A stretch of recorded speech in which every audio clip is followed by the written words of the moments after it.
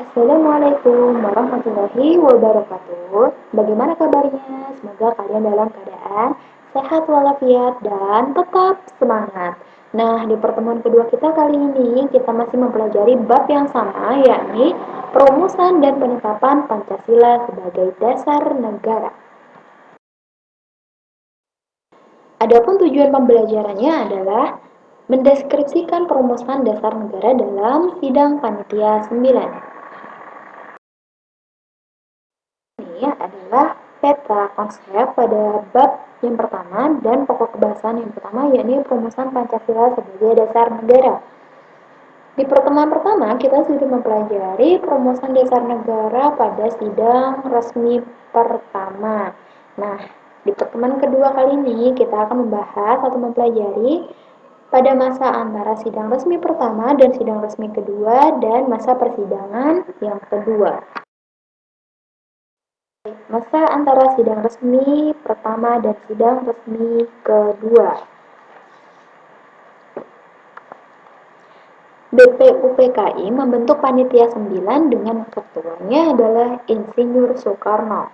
Tugas Panitia 9 adalah menggodok berbagai masukan dari konsep-konsep sebelumnya yang telah dikemukakan oleh para anggota BPUPKI. Sesudah melakukan perundingan yang cukup sulit pada tanggal 22 Juni 1945, Panitia 9 kembali bertemu dan menghasilkan rumusan dasar negara Republik Indonesia yang kemudian dikenal dengan Piagam Jakarta atau Jakarta Charter, yang pada waktu itu disebut juga sebagai sebuah Gentleman Agreement. Nah, sebagai Ketua Panitia 9, Insinyur Soekarno melaporkan hasil kerja panitia kecil yang dipimpinnya kepada anggota BPUPKI berupa dokumen rancangan asas dan tujuan Indonesia Merdeka yang disebut Piagam Jakarta. Dokumen tersebut menyatakan dasar negara Indonesia sebagai berikut. 1. Ketuhanan dengan kewajiban menjalankan syariat Islam bagi pemeluk-pemeluknya. 2. Kemanusiaan yang adil dan beradab. 3. Persatuan Indonesia. 4. Kerakyatan dipimpin oleh hikmat kebijaksanaan dalam permusyawaratan perwakilan. Kelima, keadilan sosial bagi seluruh rakyat Indonesia. Selanjutnya, masa persidangan kedua. Jadi, masa persidangan BPUPKI yang kedua ini berlangsung sejak tanggal 10 sampai 17 Juli 1945. Nah, agenda sidang BPUPKI kali ini membahas tentang wilayah Negara Kesatuan Republik Indonesia, Kewarganegaraan Indonesia, Rancangan Undang-Undang Dasar, Ekonomi dan Keuangan, Pembelaan Negara, serta pendidikan dan pengajaran. Nah, untuk efektivitas dan efisiensi dalam membahas agenda sidang, BPUPKI membagi anggota-anggotanya dalam panitia-panitia kecil.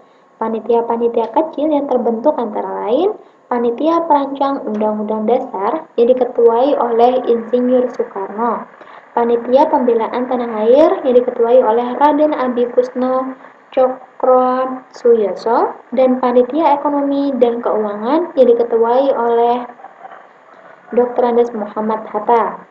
Kemudian pada tanggal 11 Juli 1945, sidang panitia perancang Undang-Undang Dasar membahas pembentukan panitia kecil di bawahnya yang tugasnya khusus untuk merancang isi Undang-Undang Dasar. Kemudian pada tanggal 12 Juli 1945, panitia kecil perancang Undang-Undang Dasar ini mengadakan rapat untuk meneliti dan mempelajari pendapat-pendapat yang diajukan oleh anggota panitia tersebut dalam sidang BPUPKI. Akhirnya, panitia kecil perancang Undang-Undang Dasar berhasil menyusun naskah rancangan Undang-Undang Dasar. Kemudian pada tanggal 13 Juli 1945, panitia perancang Undang-Undang Dasar yang diketuai oleh Insinyur Soekarno kembali bersidang untuk membahas hasil kerja panitia kecil di bawahnya yang beranggotakan 7 orang.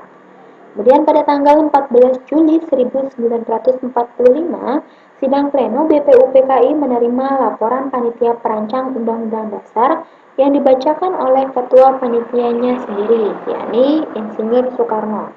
Laporan tersebut membahas mengenai rancangan Undang-Undang Dasar yang di dalamnya tercantum 3 masalah pokok, yaitu 1. Pernyataan tentang Indonesia Merdeka. 2. Pembukaan Undang-Undang Dasar.